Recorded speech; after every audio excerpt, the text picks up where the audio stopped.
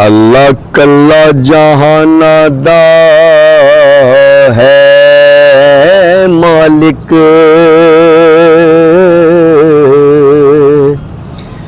ओदे हुक्म दी सब तामील कर दे, ओदे अगे अर्जियां दिन राती, सब हाकिम महकूम वकील कर दे। ते जिदी चावे और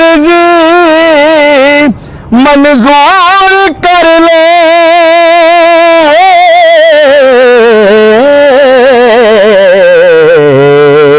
ते जिदी चावे और रद्द अपील कर दे,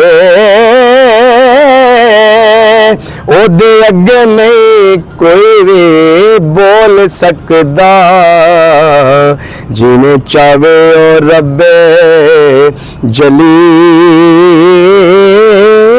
कर दे।